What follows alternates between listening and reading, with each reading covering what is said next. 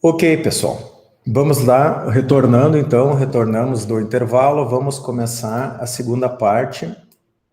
Segunda parte agora propriamente dito, então, enquanto conteúdo. De novo, aquela famosa pergunta, eu pediria, por gentileza, alguém dar o áudio. Vocês estão vendo os slides, tranquilo? Posso começar? Sim, tá tranquilo. Obrigado. Bom, pessoal, agora sim, oficialmente, aula 1, então, nosso primeiro conceito. Módulo 1, quando parte toda a parte de segurança da informação. A gente já falou sobre a disciplina, a gente já falou sobre as tendências de mercado, sobre as novas tecnologias disruptivas, como a gente tem que se preocupar com o tratamento desses dados, como esses dados vão ser manipulados. Agora, infelizmente ou felizmente, a gente tem que trabalhar também um pouquinho conceitualmente para fazer essa parte introdutória de eu passar alguns conceitos, a gente faz um pouquinho da história também, de como a gente chegou nos sistemas atuais. Perpassa um pouco a questão de sistemas operacionais, perpassa também os conceitos clássicos de redes que a gente vai abordar. Então, qual é a ideia? Tem uma chargezinha, uma tira, né, que a gente chama, de um autor americano, que escreve muito sobre a questão de segurança, daí ele fez essa brincadeira, né? Chega o gerente de TI para o diretor da empresa, né? Nossos devices, nossos equipamentos estão completamente seguros, 100% seguros. Como você fez isso? Simples, eu desliguei-os, né? Então, a gente usa essa tirinha aí, inclusive ele é capa de um livro de segurança de dados, é muito utilizado em várias universidades aí pelo fora o mundo, para mostrar que, na verdade, é fácil deixar um sistema seguro.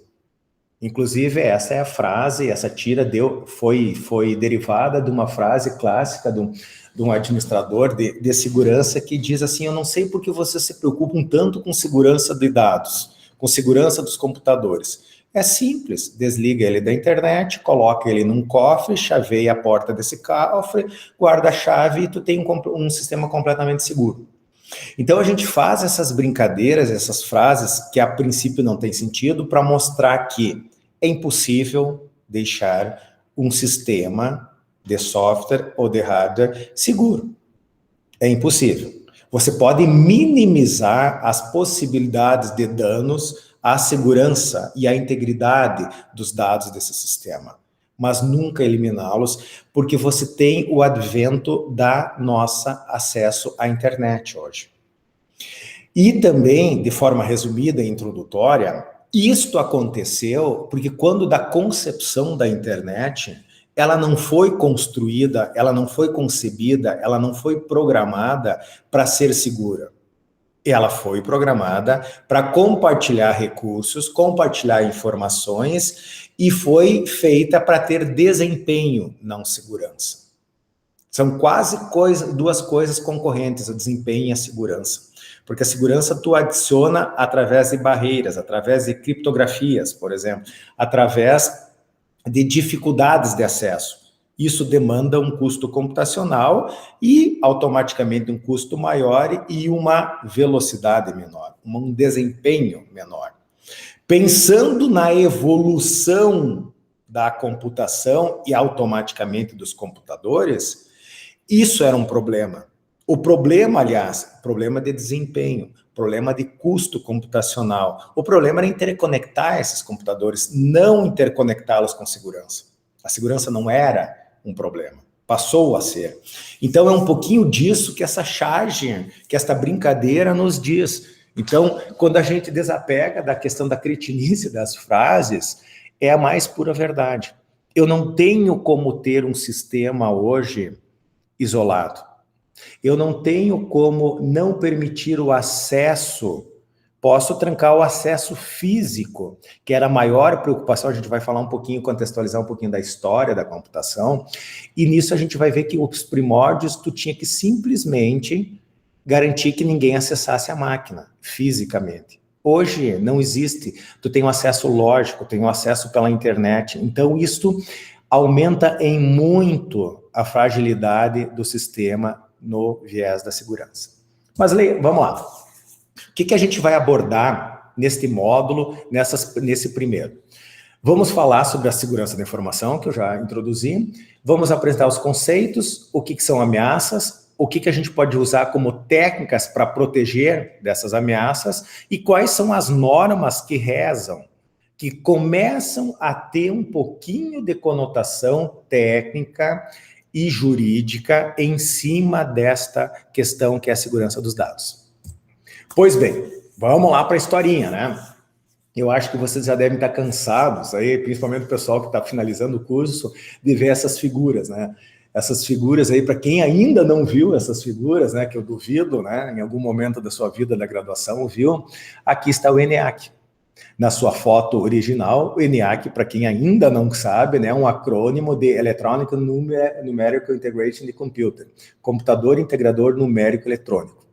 Literalmente era numérico eletrônico porque vocês tinham uma máquina, a primeira máquina de propósito geral. O que é uma máquina de propósito geral? Não é uma máquina de propósito específico, ela faz qualquer cálculo. Essa é a ideia. Aqui ela tem na sua versão original, a foto original, de lá de 1943, 44, deve ter sido mais ou menos o lançamento do ENIAC, e aqui a foto atual dele, ou parte dele, em que está no Museu da Universidade da Pensilvânia, tá? Literalmente a metade, parte desses módulos, vocês podem verificar, evidentemente eu não sei qual deles, está colocado lá.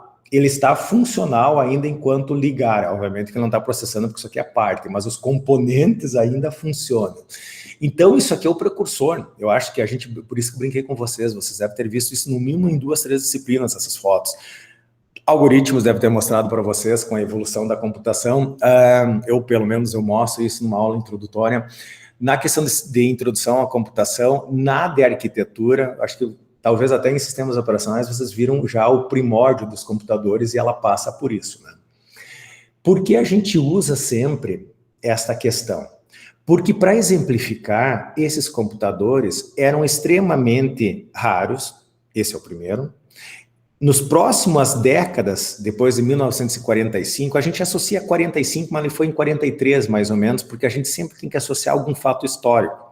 Para quem se lembra, em 1945, a Segunda Grande Guerra Mundial. Daí logo o pessoal dizia, o ENIAC foi utilizado para fazer o cálculo da bomba atômica. Não, a bomba atômica já existia, o ENIAC não foi usado efetivamente para fazer o cálculo da bomba atômica. Se tem alguma bomba que ele calculou, foram os cálculos da bomba H, mas ele foi concebido pelo governo americano para fazer o cálculo das tabelas balísticas. Então, se tu pegar a questão dos tiros de canhão, você tem uma parábola, né, da onde sai efetivamente o tiro do canhão até onde ele vai atingir o alvo. Esta parábola, existem umas tabelas de cálculo com angulação para te acertar o alvo. Nós estamos falando em 1940. Então, essas tabelas aí, elas demoravam muito para serem calculadas no braço. O ENIAC começou a gerar automaticamente essas tabelas de cálculo de balística para o exército americano. Então, um dos propósitos gerais, evidentemente tem outros mais nobres, né? Mas foi feito em cima disso. Por que eu estou fazendo essa história de ENIAC, de onde surgiu a computação? Para mostrar que quando surgiu a computação, a preocupação com a segurança da informação se restringia às instalações onde estava cedida ou residia essas máquinas. Então era muito simples.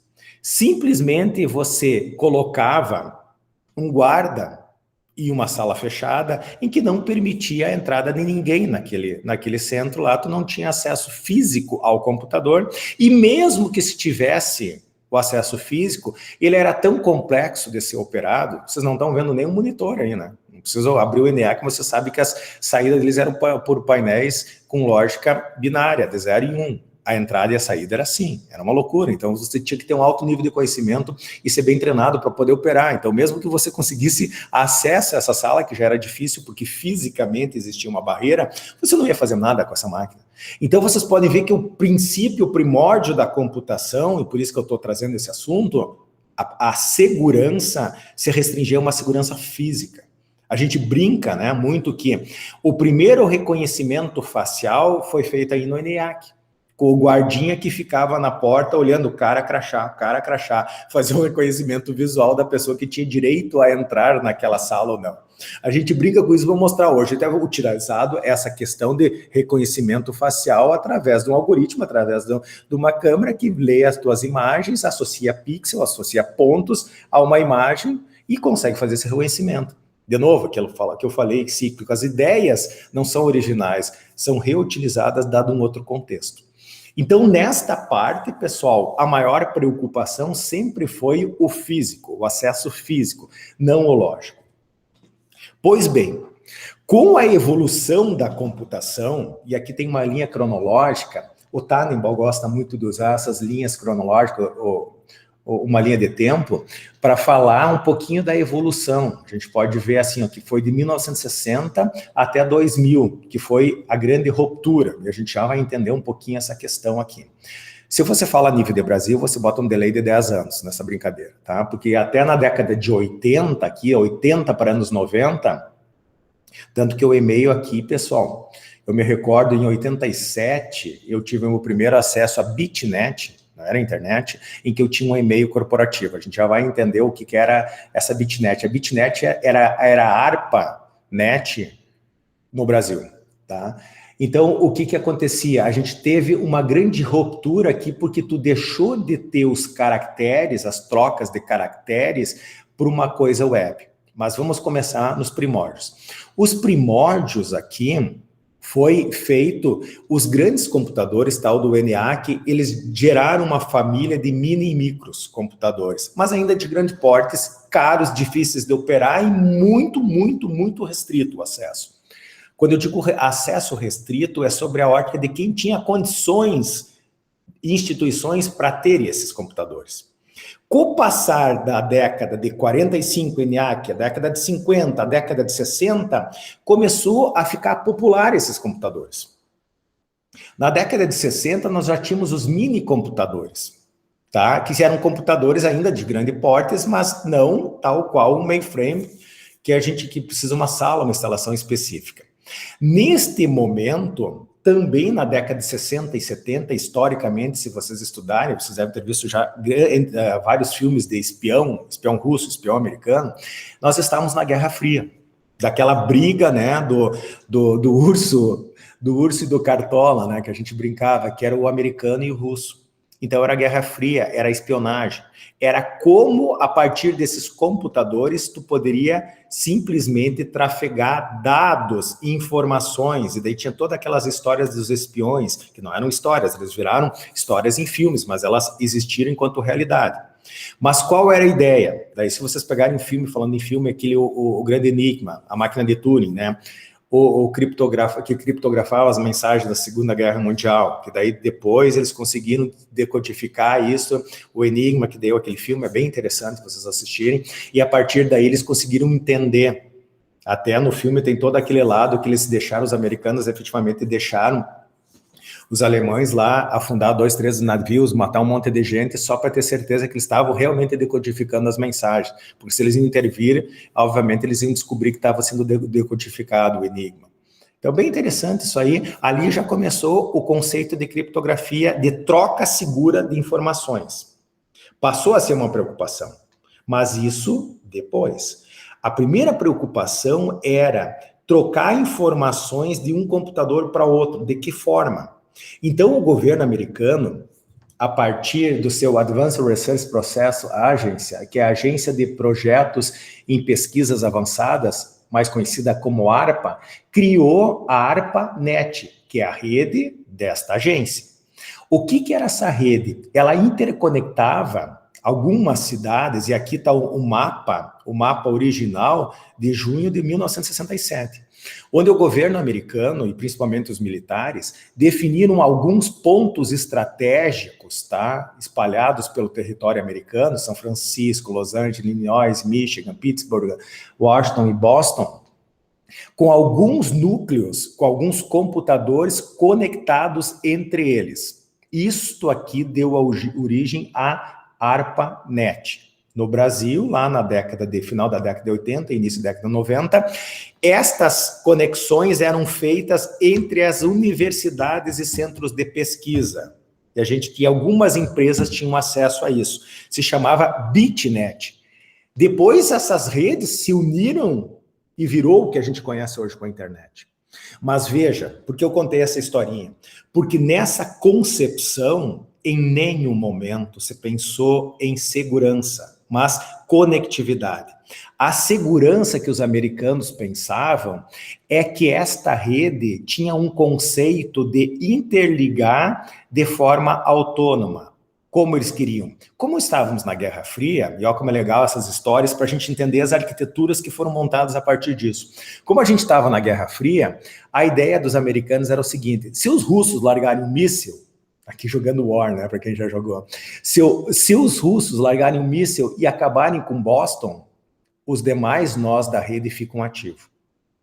Porque os ataques, a arte da guerra era bombardear, por exemplo, as usinas, as refinarias de petróleo para conseguir minar o inimigo. Então, se tu pensa em comunicação e pensa numa coisa centralizada, se eu destruo o computador central, ele se foi, porque não existia uma rede. Então, a rede foi para conectar todas e trabalhar de forma independente. Um nó da rede cai, o restante fica. É a internet de hoje. É a concepção estrutural da internet. Que nem a gente brincar, eu perdi o meu link aqui, eu estou com a clique rápido aqui, ela caiu fora. Sim, mas vocês, se não estão na clique rápido, vão continuar navegando. A Unijuí caiu o link externo dela de internet. Duas coisas, só a Unijuí está fora. Santa Maria, a URGS, qualquer outra universidade, se não caiu o link da Embratel, por exemplo, ela está ativa. E a Unijuí internamente ainda tem uma rede. Então, a concepção da internet é um emaranhado de junções de várias redes. No entanto, elas foram desenvolvidas com esta finalidade: integrar, conectar de forma descentralizada. Então, isso aconteceu nessa linha cronológica a partir do advento da melhoria das arquiteturas dos computadores, ficaram mais baratas, eles se tornaram portáteis, eles começaram aqui no final de 60, década de 60, de 70, a serem conectados em redes. Na década de 80, a gente começou a trocar e-mails com o protocolo de SMTP, Simple Mail Transfer Protocol, que a gente usa até hoje. Tá? Para trocar mensagens eletrônicas, leia e-mails, né? Eu sempre brinco, e é verdade, cara. Eu ainda uso muito e-mails. Vocês com certeza não usam, vocês usam mensagens instantâneas, vocês têm um certo... não que não gostem de utilizar o e-mail, mas não tem o costume. Eu digo, e-mail é coisa de velho. Eu mando um e-mail para o meu filho e disse, pai, eu não leio e-mail, cara, eu não entro lá para ver. E a gente brinca, né, que eu sou o Unijuí, é o nosso portal de mensagem com vocês. Mas... E realmente é coisa de velho, isso é datado de 1980, gente, nós estamos em 2021, 41 anos atrás tinha e-mail. Eu falei, eu consegui minha conta na BitNet, e lá estava como Saus em 1987, eu tinha uma conta na BitNet, e eu trocava e-mails, mas só com as instituições que tinham, para te ver que loucura. Esse advento aqui... Quando a ARPANET começou a se conectar, não mais só a instituições militares, não só mais as universidades, algumas empresas entraram, pum, estourou o que a gente conhece hoje por internet. Daí esses e-mails passaram por uma coisa chamada HTTP, que nada mais é o que uma página web. As primeiras páginas web, é legal, vocês procuram no Google, tem uma linha, um timestamp assim bem legalzinho, timestamp não... Um timeline bem legalzinho, que mostra assim, todas as evoluções dos navegadores e as imagens dos navegadores, é bem legal, tá? Se vocês não encontrarem, dá uma bugada, uma outra hora eu passo o link para vocês olharem. Aí já teve uma ruptura drástica, porque a comunicação deixou de ser só por e-mails, só por troca de mensagens, e passaram a ter páginas com conteúdos. E pasmem, eram estáticos esses conteúdos, né? Então, uma instituição tinha uma página estática. A questão de ter dinamismo nas páginas é recente, que é depois na faixa de 2000, em que tu tinha sites de notícia. Imagina uma página estática, em HTML estática, ela não mudava. Para mudar, tu tinha que ir lá no código e mudar, o que a gente faz hoje. Não tinha essa interação, não tinha as informações de forma dinâmica postada. Então, aqui foi uma grande ruptura já. E depois, no ano 2000, né, que todo mundo já conhece o famoso Google, né? A gente brinca, né, que falando historicamente, a gente falava em AC e DC, antes de Cristo, depois de Cristo, né? Na idade cristã, nos anos, na contagem de anos. Depois do ano 2000, a gente fala o AG e DG, antes do Google e depois do Google, quanto ele transformou o nosso método de pesquisar, o nosso método de conhecer as coisas. Hoje, se tu tem uma dúvida, só tu dá uma googada e tu descobre o que é. Claro que tu tem que ter o poder de filtro, porque tem muito site, a gente já falou de fake news e informações incorretas, né? Mas você consegue ter acesso, você minimamente tem uma certa inteligência para saber filtrar essa informação, é uma fonte agora não vai sair, infinita, vamos falar. Inesgotável. Inesgotável, obrigado. De informações. Então, nesse sentido, pessoal, tem essa slide aqui bonitinho, né, que ele tem o nome clássico de nuvem de palavra, que nada mais é o que um emaranhado de palavras, e se vocês, eu não vou falar de cada uma delas, mas se vocês olharem lá nas anotações da aula 1, ele está falando em cada um desses itens. A gente já falou, né, o que já falou? Já falou sobre o ARPANET. O ARPANET é o precursor da internet, que depois ele começou a conectar as máquinas através de máquinas, através do sistema operacional Unix, tá? A gente conhece hoje muito Linux. Se vocês já fizeram sistemas operacionais, o Paduim já mostrou aquele mapinha da árvore genealógica lá de todos os sistemas operacionais. Basicamente, eles derivam de duas vertentes, se você se lembra das aulas de sistemas operacionais. O Unix 5, o Unix 5, que derivou dos grandes computadores e depois derivaram tipo o AIX da IBM, o HPUX da HP e outros Unix proprietários. E a outra árvore que vem de Berkeley, que assim como Stanford, MIT, Berkeley, são universidades americanas, onde foi o berço da computação. Daí Berkeley tinha uma coisa, acho que vocês já viram falar de uma coisa chamada FreeBSD. FreeBSD é um dos precursores da família de Unix de Berkeley, que vem do acrônimo de Free, de livre, e BSD, Berkeley Software Distributed, distribuição de software de Berkeley livre. Da onde surgiu essa história de sistemas operacionais? Aqueles grandes computadores precisavam ter um sistema. É um sistema operacional. Nesse sistema operacional, eles tiveram a maravilhosa ideia de botar dois protocolos, um chamado TCP e outro IP, Transmit Control Protocol, protocolo de transmissão de informações, e IP, Internet Protocol, camada 4, TCP, tá? Confiável, camada 3, rede IP, roteamento IP, datagrama. O que eu quero dizer com isso? Com esses dois protocolos e toda a pilha, aqui aplicação, tudo que tu possa imaginar, aqui embaixo tudo que tu pode imaginar na camada de enlace de tecnologia de rede, tu tinha capacidade de interconectar todas essas máquinas. Se tu tinha capacidade de interconectar todas essas máquinas, tu podia trocar mensagens. Todas elas em IP. IP, para quem já fez rede, internet protocolo trabalha com datagrama. Datagrama é texto plano, sem criptografia. O que tu tramita na rede vai em texto plano, qualquer um pode capturar. Nenhuma segurança. Tu vai dizer, Salles, mas não é assim. Daí ninguém mais usa FTP, File Transfer Protocolo, que está na camada de aplicação, rodando em cima de TCP, rodando em cima de IP. Rodam SFTP, Security. Não rodam mais HTTP, rodam HTTPS de Security. Rodam SSL, que é um protocolo de criptografia em cima. Agora, os primórdios, ela não foi concebida para isso. Aí começaram os problemas de segurança, porque quando da concepção do sistema não tinha essa preocupação. Aos poucos elas foram sendo agregadas. E você sabe, se vocês são desenvolvedores, fácil a programar, ruim é da manutenção, né? A gente sabe. E manutenção no código dos outros, em tempo de execução, tempo de produção, é o caso da internet, demora muito para adicionar camadas de segurança. E quando eu estou falando camadas de segurança, tu degrada o desempenho. Se tu pensar que anteriormente as máquinas tinham restrição de desempenho, não é o caso hoje, não é mesmo, isso era um grande problema. Então, nessa sopa de letrinhas, eu não vou ficar aqui, eu poderia devagar aqui com vocês, contar a história da computação, e tem vários livros que fazem isso com mais propriedade do que eu sugiro que vocês leiam. Isso é fundamental para vocês entenderem as novas tecnologias. Eu sempre falo isso, vocês vão cansar de me ouvir falando. Não existe coisa nova, existe coisa repensada, reutilizada, usada para outros fins. Aquela história, nada se cria, nada se perde, tudo se copia, né?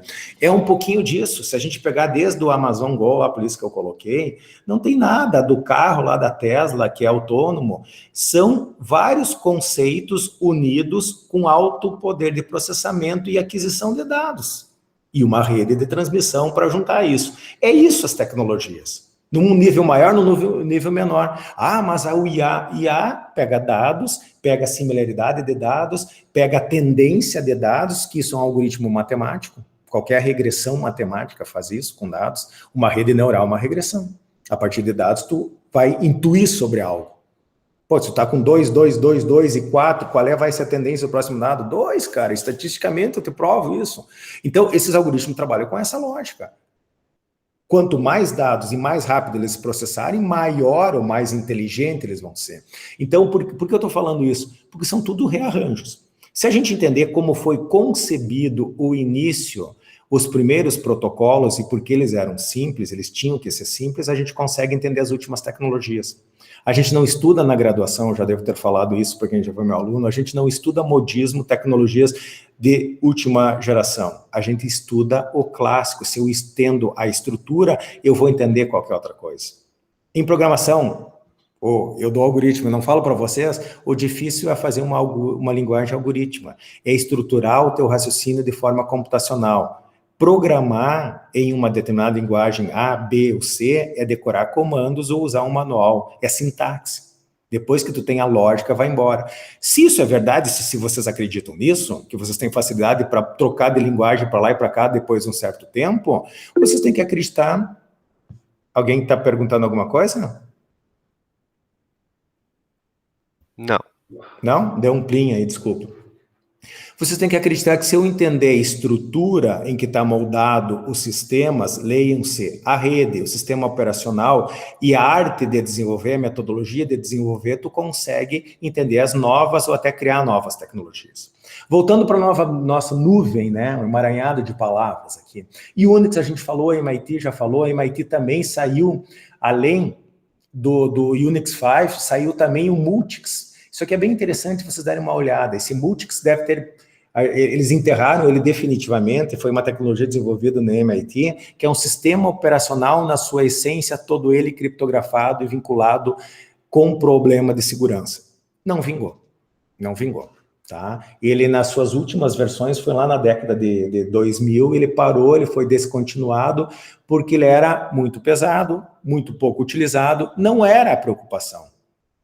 E agora, mas agora não poderia ressuscitar ele? Na verdade, é assim, ó, tem duas formas de você implementar a segurança. Desenvolver já no kernel do teu sistema essa segurança embutida, ou você botar com layers, com camadas. A opção da internet do desenvolvimento foi por layers.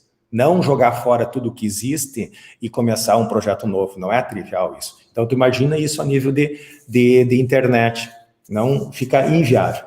Então, depois vocês podem ler as notas aqui, vocês vão ver que esse emaranhado de palavras, porque eu coloquei, é para vocês dar uma olhada assim, verificar a segurança, múltiplos, ARPA, downsize, upsize, TCP/IP, Unix, criptografia, para ver se essas palavras soam bem para vocês. Se soam bem é porque vocês conhecem a história da computação. Se não, vale a pena gastar um tempo aí em lendo um pouquinho sobre essas tecnologias, sobre esses conceitos, tá ok? Não vou me delongar também muito mais do que isso. Voltando, então, naquela questão de estruturar uma ARPANET, estruturar a nossa famosa internet, ela foi concebida sem segurança. E mais, ela foi concebida sem segurança em cima de dois protocolos que eu já falei, TCP e IP. TCP orientado à conexão com controle de erros, IP datagrama. Em cima dessas duas tecnologias, se fosse para dar um nome ao que a gente chama de internet, que você tem a arquitetura TCP/IP, porque só tem esses dois protocolos. Tu diz, tu é louco, né? Não, não sou louco. A nível de rede é só IP, a nível de transporte é só TCP. Ou, alguns casos, o DP. E acabou. Para baixo tá as tecnologias de rede e para cima estão as aplicações. tudo que vocês pensam. Analogamente é pensar num Linux. O que é um Linux? É um kernel de Unix com um monte de penduricalho, né? Um monte de penduricos aqui. Quais são os penduricos? Um ambiente gráfico, um editor de texto, um navegador, uma IDE de desenvolvimento, um compilador de uma linguagem. São penduricos, junta tudo isso, dá uma distribuição Linux. O kernel é Unix. Ele barateou, ele tornou popular, e graças a Deus nós temos hoje um Linux que é um conceito open source, que tu não precisa pagar efetivamente sobre isso. E a gente pode até questionar a questão de desempenhos com alguns sistemas operacionais proprietários, né? Mas isso é outra conversa, vou deixar lá para o Paduim convencer vocês disso, não eu. Pois bem, este pacote, que vocês não precisam entender agora, quem já fez redes já conhece o que é um pacote TCP aqui, ele está trafegando na internet, e essa internet está com mais de 2 bilhões de usuários. Kim, capítulo 1, só para relembrar, Kim 2014. Hoje, a internet tem muito mais do que 2 bilhões de usuários. Eu até fui atrás para procurar, pessoal, e daí eu fui olhar o número de usuários da internet no mundo chega a 4,66 bilhões atualmente. Aqui o gráfico que eu encontrei no Banco Mundial mais atualizado, 2018, falavam que 50,8% da população mundial tem acesso à internet. Claro que isso aqui existe uma grande diferença entre países aqui. Isso aqui é 2018, ó, que parou 2015, mas tu vai olhar aqui, ó, no gráfico, faltou 2018 aqui, podem ver onde é que ele está. Aonde está a maior concentração? Estados Unidos, em 2018, 87% da população já tinha acesso à internet. Isso é muito. No Brasil, eu procurei, eu não achei essa informação. Mas eu acredito que esteja muito inferior, no mínimo, no máximo a metade disso.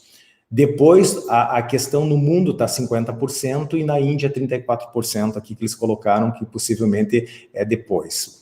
Então, isso aqui é só para localizar um pouquinho que a gente não está mais mexendo com 2 bilhões, a gente está mexendo com quase 5 bilhões de conexões. Daí vocês entendem um pouquinho da complexidade de tu alterar uma coisa a nível estrutural de uma internet. Nunca. Isso não existe. Então, o nosso pipinaço está em oferecer segurança em um ambiente que foi concebido originalmente para não ter segurança. Não para não ter, onde a segurança não era a prioridade. O desempenho, a interconectividade era a prioridade. E o que é essa internet hoje? Então, eu já falei isso para vocês. A internet nada mais é o que começou lá no início com os governos, com as instituições militares, depois passou isso para as universidades. E daí hoje tem o quê? Prédios corporativos, tem loja, tem fábrica, tem indústrias, tem bancos, tem dinheiro rodando aqui, tem os acessos residenciais, tem as escolas, não só as universidades, as escolas de primário e secundário. E em cima de tudo isso aqui, tudo isso conectado, com 2 protocolos, o TCP e o IP, a gente chama de internet. E é neste ambiente, é nesta infraestrutura que estão os usuários, que estão os hackers do bem, né, os back-hat aqui com os chapeuzinhos do bem, os hackers invasores, os perpetradores e os vírus, né? Então, tudo isso está em cima disso, em cima da nossa internet. Pois bem, e agora, como a gente vai fazer? Pior de tudo isso, a gente não precisava nem dizer que ela foi concebida não se preocupando e que agora nós temos que resolver esse problema. E pior, não existia, até há muito tempo atrás, nem sequer um regramento. Existe uma coisa chamada Internic, para quem já estudou redes lá, eu já falei isso, que controla o endereçamento na internet e algumas normas. O que é o endereçamento? Para ti hoje ter um acesso, um ponto à internet, tu tem que ter um IP, que é o teu identificador único. Por isso que é TCP e IP, então tu trafega tudo em IP. E esse IP tem um número. Vocês, no caso de vocês nem têm um IP. Quem tem um IP é o provedor de acesso ao serviço para vocês. Vocês têm um IP não válido, na casa de vocês, um IP falso. Usam NAT, Network Address Translator, tá? Mas não é esse o caso. Só para dizer que para te ter acesso à internet, tu tem que ter um IP. E esse IP aqui é regido pela Internic. E alguns regulamentos básicos da internet. Só que só isso ela faz. É terra de ninguém sobre a legislação da internet. A gente poderia até entrar nisso, mas alguns países têm alguma regulamentação. Sim, estão de forma resumida postos aí, que são a fonte do Kim, tá? Tá aqui, ó. Kim é o nosso livro-texto. Ele elenca aqui 2, 4, 6 leis que foram as leis precursoras, pessoal, do que a gente pode chamar de uma legislação para tentar organizar um pouco essa questão da proteção dos dados, o tráfico de dados, a responsabilidade disso. Para vocês terem ideia, olha as datas. A primeira, que é uma lei americana, a FERPA, a Lei de Direitos Educacionais e da Família Privada, foi em 74. E uma das últimas aqui, 2002, tá? De uma leva das principais, as iniciais. Obviamente que depois a gente vai ver que tem leis no Brasil também, tá? Que dataram depois disso, de 2002. Então, aqui, por exemplo, essa primeira, ela foi aprovada em 74, é uma lei que protege os dados privados dos alunos e registros escolares. Veja que não está nem preocupado com a internet. Estava preocupado os americanos que não podiam dar informações de dados privados dos alunos das escolas. Não podia o SASE chegar lá, eu quero saber do João Pedro aqui, qual é os dados dele aqui do colégio. Não, tu não pode, esses dados são fechados, dada essa lei aí, então foi uma das precursoras. Daí a gente continua nisso, não vou ler todas, tá, pessoal, mas só para vocês terem ideia. Todas elas, com exceção aqui da Sarbanes, né, que é europeia, que foi aprovada em 2002, é a lei que exige das empresas registradas publicamente, empresas do governo, né, submetam relatórios financeiros precisos e confiáveis. Se vocês olharem há tempos atrás, há décadas atrás, tinha muito aqueles desfalques financeiros em que as empresas forjavam balancetes para aumentar as suas ações no mercado de ações, nas bolsas de valores. Era feito muito isso. Eles falsificavam balancetes, porque não tinha nenhuma legislação sobre isso, falsificavam no sentido de omitir algumas coisas, tá? De mascarar esses dados para dar uma conotação que a empresa estava bem e ela não estava muito bem. A famosa bolha. Você já deve ter ouvido falar isso. Isso valorizava o capital da empresa, diz que tinha mais dinheiro do que efetivamente ela tinha de lastro, aumentava as ações. Esta lei aqui foi uma das que mudou esses crimes financeiros no mercado de ações. Então, é por isso que eles ditam como uma das precursoras. Eu não vou entrar em todas as questões aqui, de todas as demais aqui, mas cada uma no seu tempo, e de novo, mercado americano, essas duas primeiras, essas três também, esse mercado europeu. Aos poucos, o resto do mundo ficou pensando assim, mas eu vou ter que me preocupar com alguma coisa, eu tenho que regulamentar de alguma forma, em algum momento, alguma coisa que me dá proteção nos dados. Bom, Brasil, para variar, né? Sempre atrasado no processo, mas finalmente atrasado, mas agora a gente já tem dois grandes ícones hoje, né, que são a LGPD, né, a Lei Geral de Proteção de Dados, que surgiu um pouco do Marco Civil, que a gente vai falar lá de 2014. 2014 foi um Marco Civil. Marco já é uma coisa que delimita, né, quer dizer que antes o que nós tínhamos? Nada. Absolutamente quase nada, tá? Para não dizer, eu acho que tinha a Lei Carolina Dickmann, que a gente vai falar em 2012. O Marco 2014 e a Lei Geral de Proteção de Dados finalizou ano passado, 2010, era para ser em janeiro, daí foi até meados de junho, julho, e agora já está em vigor, mas eu até agora não vi nenhuma aplicação de uma multa, de uma penalidade em cima da Lei Geral de Proteção de Dados, que a gente vai falar mais adiante na disciplina. E agora, recentemente, no final do ano passado, e agora já está em voga, o Senado aprovou o combate às fake news também. Mas como tudo isso começou cronologicamente, vamos tentar botar uma linha de tempo aí. Cronologicamente, a primeira lei que se tem origem no Brasil sobre a questão de crimes informáticos, né? Eu adoro esse termo informáticos, não sei quem criou isso aí, né? Algum advogado. Os crimes informáticos foi a Lei Carolina Dickmann. Para quem não conhece, Carolina Dickmann é uma atriz, tá? Uma atriz global aí, que em 2012, uma lei recebeu o nome dela por quê? Antes de 2012, eu não sei precisar, né? Não olhei os sites de fofoca, né? Mas não sei te precisar em que ano foi, ela sofreu uma chantagem e vazaram nudes dela em que estavam armazenadas fotos num celular que ela deixou numa assistência técnica. Imagina, chegou a Carolina Dickmann lá em 2012, novinha ainda com o celular e o bonito que foi fazer a manutenção. Tem nudes, passou para o colega e aquilo disseminou. Então, obviamente, imagina, ela teve a coragem de dizer que tinha realmente ela tirado as fotos, estava no celular dela, mas que ela não deu autorização para ninguém usar aquelas fotos, que simplesmente ela foi mandar fazer manutenção no celular dela e a partir daí vazou. Só que o que acontece? Daí foi aquele imagina, 2012, mas o que ela tinha que tirar a foto? Não, gente, ela tira a foto que ela quiser, cada um faz o que quiser no seu privado. O que ficou em voga é o seguinte, ela não deu autorização para usarem aquela imagem dela. E não tinha absolutamente nada na nossa legislação, que inclusive está aqui, o nosso Código Penal, ele data de 1940. Só para lembrar a linha cronológica que eu falei anteriormente, em 1940 não tinha nem o ENIAC. Tá? Então imagina se um Código Civil Penal ia ter alguma coisa, alguma menção a crimes informáticos, né? Eu adoro esses informáticos, né? Não tinha. Então, por isso que a gente diz que essa foi a lei precursora. A partir de todo imbróglio que aconteceu em virtude das fotos serem divulgadas, que ela sofreu represárias, teve processos, etc. e tal, resolveram regulamentar, e o nome da lei foi Lei Caroline Dickmann, que começou a tipificar, dar nomes, né, dar tipos aos chamados delitos ou crimes informáticos. Então, antes, eles não tinham nem sequer, o cara foi descoberto quem vazou essas fotos de forma intencional, mas era uma contravenção. Contravenção não chega a ser um crime, ou é um crime, mas com uma pena atenuada. Então, não houve grande punição a essa pessoa. Em virtude disso, a lei, sim, começou a tipificar e, a partir daí, se desenvolveu toda uma cultura de crime, o que podia fazer e o que não podia fazer.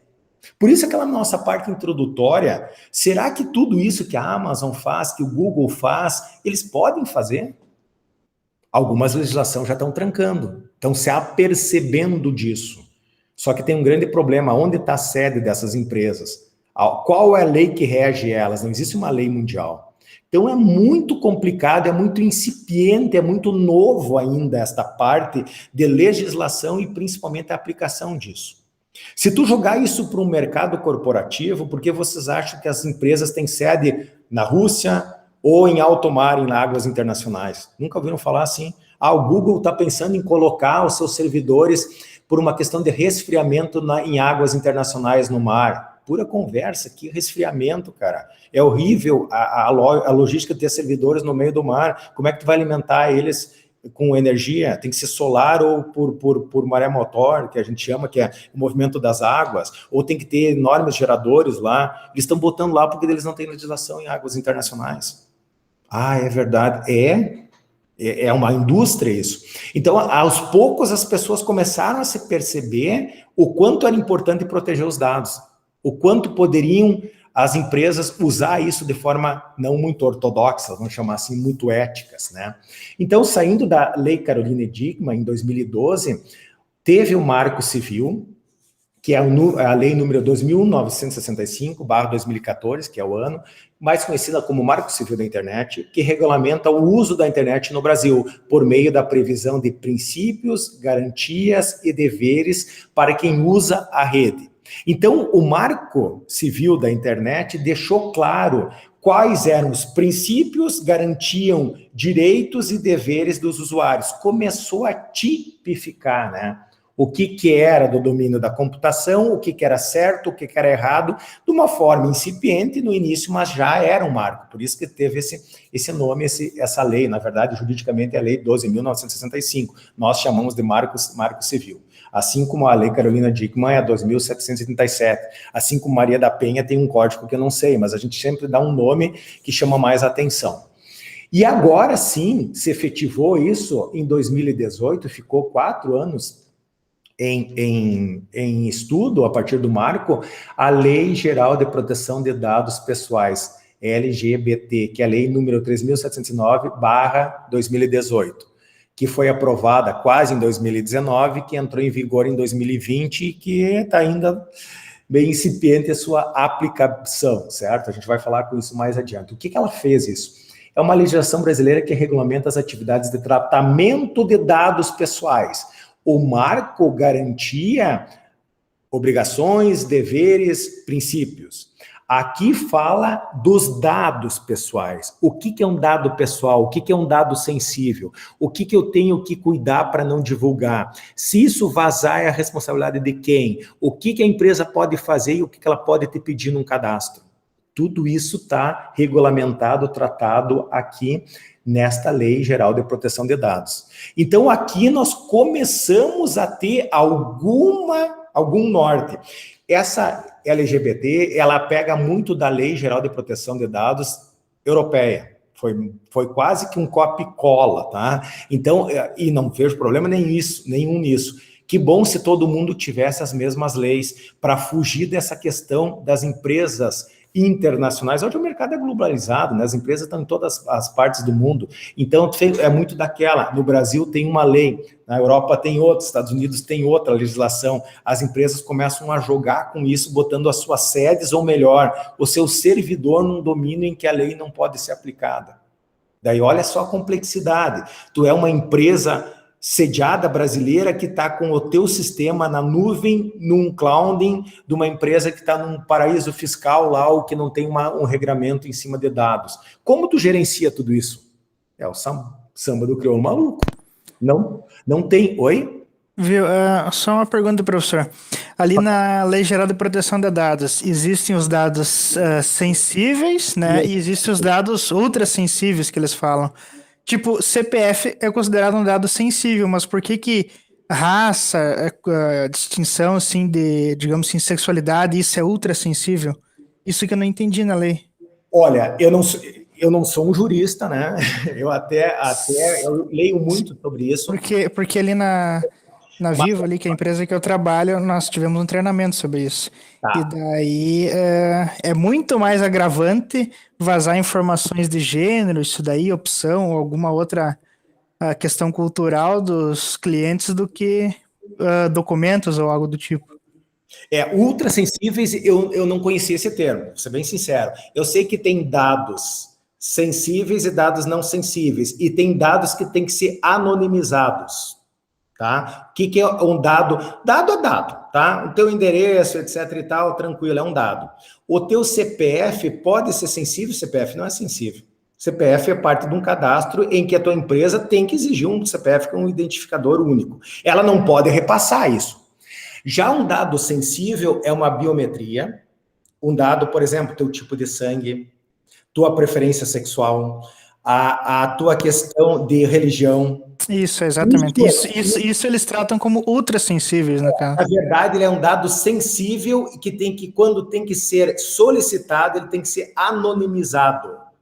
Por isso que eles chamam de ultrassensível. Eu não conhecia esse termo. Entendi. Na lei, o que é anonimizado? Ela é ultrassensível. A lei, eu vou dizer assim, olha, eu sou judeu.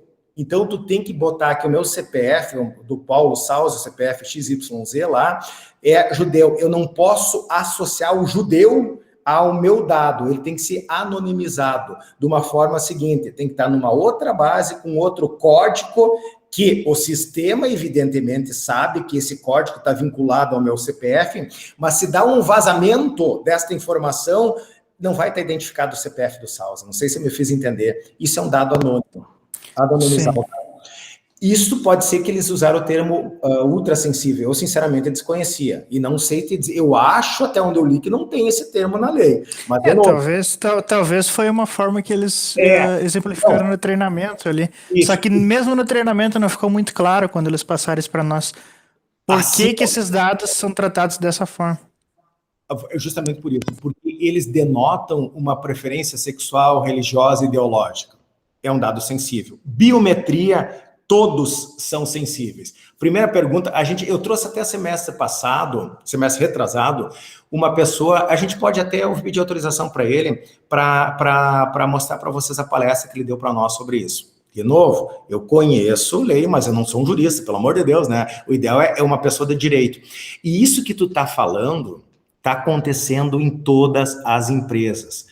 Tem vários consultores, até agora eu vou fazer até esse curso, tem um curso na Unijuí que vem um cara que aparentemente entende disso, dia 24, 25, 26, é um curso baratinho, 150 pila, 8 horas, até eu vou ver, depois eu conto para vocês se é bom, que vai falar sobre isso, porque o que está acontecendo? Muita gente chega na empresa, fala como funciona, até ano passado não tinha nem a Agência Nacional de Proteção de Dados, agora ela já existe. Então quer dizer que tinha uma lei, tinha um monte de coisas que as empresas tinham que cumprir e não tinha agência que ia regular e fiscalizar isso. Agora ela já passou a se existir. Mas no momento que existiu, quando eles vão começar a cobrar isso das empresas? Daí entrou naquela neura. Tá, mas e como é que eu vou pedir um cadastro? Eu posso pedir essa informação? Não posso pedir. Se é um dado sensível, eu posso pedir? Pode, mas tu tem que anonimizar ele. Mas como eu faço isso? Eu tenho que mexer no meu sistema. Gente, isso é um pepinaço. E tem que ter o famoso DPO, que é o que? O gerente de dados. Tu deve ter tido isso lá no teu treinamento. Quem é esse gerente de dados? O Salzin fez uma compra, entrou, sei lá, na Colombo. Tá? Não ganho royalties da Colombo, não estou sendo patrocinado. Na Colombo e comprei uma televisão em 36 prestações. Fizeram meus dados lá, fizeram meu cadastro, óbvio, tem que ter o meu CPF, não é sensível, tem que ter o meu CPF, eles não podem divulgar o meu CPF, mas tem que ter o meu CPF, vai sair na nota fiscal, tudo, tá, beleza. Acabei, o Salzin pagou as 36 prestações, terminou o vínculo lá com a empresa, eu vou lá, Colombo, eu quero que vocês deletem todos os meus dados. Não quero mais que fique. Chama o DPO tem que ter uma rotina lá que vai tirar os dados da base de dados deles, porque eu pedi, os dados são meus, sejam sensíveis ou não. Tu viu a loucura que é? Dado sensível, biometria. Pá, seguinte, a minha sala, no entrar, para quem conhece ali o GAIC, lá na entrada do GAIC, no térreo do DCEND, tem um leitor de impressão digital, a gente colocou, porque era um saco sempre digitar senha, os alunos passavam de um para o outro, era uma loucura. O dedo até agora eles não estão passando de um para o outro, né? Então o que a gente faz? É uma biometria. Cara, isso não pode se eu pensar por Lei Geral de Proteção de Dados, porque a biometria é um dado sensível. Eu não podia estar armazenando sem ter um DPO responsável por isso que me garante a anonimização desses dados. Já pensou a loucura que está sendo isso? E isso vai afetar. Tem o lado que as empresas estão de cabelo em pé com isso aqui. E se eu começar, depois quando eu falar disso, eu vou mostrar os valores das multas para vocês. Os caras dizem, meu Deus, vai fechar a empresa. Também não é bem assim, tu sabe que até eles multarem, eles vão primeiro dizer que está errado, vão te dar um tempo para consertar, vão te dar alternativas, na reincidência, eles vão começar a multar e vai aumentar progressivamente essa multa. Até 50 milhões, né, eu acho. Imagina. não, né? Mas claro que até tu chegar lá. Então, veja, tem muita coisa não clara. Mas, gente, claro que pode ser. Ela foi aprovada, está aqui 18, em 19, em 20 ela entrou em vigor, nós estamos em 21, ainda ela não foi aplicada. Isso demora um pouco e tu não muda toda a tua infraestrutura de dados. Tu não muda toda a tua visão. Mas isso é um avanço. Porque, agora vamos retroceder, te lembra tudo que eu falei que a Amazon está fazendo, por exemplo, que o Facebook faz, que o Instagram faz? Bom, se com esse tipo de lei, já não notaram que de um ano para cá, se vocês não entendem nada, nunca ouviram falar de Lei Geral de Proteção de Dados, vocês não viram que os termos, todo mundo começou a pedir, eu posso usar para te mandar um e-mail? Eu posso, você aceita receber isso? Você está consciente que teus dados vão ter sido coletados? Podem verificar, a maioria das aplicações estão pedindo isso. Eu citei o exemplo dos iOS lá, que ele te pede na hora de instalar, tu quer que essa aplicação efetivamente use ou não a tua localização, ela nem te pergunta, tu bota não, ela não instala, ou se instala sem essa feature, sem essa parte que vai exigir. Então, isso vai mudar muito o desenvolvimento de software, o tratamento do software. Quanto tempo isso vai demorar? Eu sempre faço uma brincadeira não, uma analogia. Você se recorda uma questão que as farmácias antigamente, por incrível que pareça, não precisavam ter um farmacêutico? Não precisava. Um farmacêutico simplesmente assinava como responsável técnico, mas não tinha que estar presente. Hoje toda farmácia tem um farmacêutico. Daí me disseram, vai quebrar as farmácias. O que tem mais em Juiz, não sei, Santa Rosa, é a farmácia. E cada um tem um farmacêutico. A pessoa, a estrutura vai se adequar. Pode demorar mais, pode demorar menos, mas vai se adequar. Existem normas em todas a de ética, em todas as profissões, já citei, a medicina, o direito, etc. Isso aqui é uma norma de ética nossa, que tenta organizar um pouco a questão dos dados, a questão da computação. Eu, particularmente, vejo isso como uma oportunidade de emprego, de empregabilidade. Talvez aí comece um pouco a levar mais sério a nossa profissão. A nossa profissão, infelizmente, não é... Felizmente ou infelizmente, para uns, há uma discussão, eu não gosto de entrar nessa discussão, se ela deveria ser regulamentada ou não. Aquela história. O médico não exerce a medicina sem a graduação em medicina. Um advogado não exerce advocacia sem o curso de direito e a prova da OAB. Um cara pode ser um desenvolvedor de sistema sem ter curso de computação. Por quê? Já discutiram bastante o jornalismo, há pouco passou por isso. Tem pessoas que defendem, inclusive a Sociedade Brasileira de Computação, defende que não tem que ser regulamentado. Eu, particularmente, acho que deveria. Isso dá mais valor às entidades de classe. Por exemplo, o engenheiro de software é regulamentado, tem que ter CREA. Agora, um desenvolvedor de sistema não precisa. Bom, se isso está certo ou não, nós podemos até discutir, tem fóruns para discutir isso, mas a regulamentação, ela tem que existir em algum momento. Como a gente vai fazer, isso é o papo para mais adiante. Galera, estendi, né? Agora eu fui olhar no relógio, 10h32. Mas que bom, quando o assunto é interessante, acho que a gente tem que, ou pelo menos parece interessante, a gente tem que falar. Vamos fazer o seguinte. Logo na sequência aqui, pessoal, a gente vai passar... Falta ainda falar um pouquinho da fake news, mas eu finalizo, e eu estava imaginando ir até aqui, até os sistemas de informação, que a gente começa a falar, não de lei, mas outra coisa chamada norma, tá? Que são as ISO, mas isso eu vou deixar para a próxima aula, tá ok? Para não ficar muito estressante aí para vocês, vou interromper a ligação, a gravação.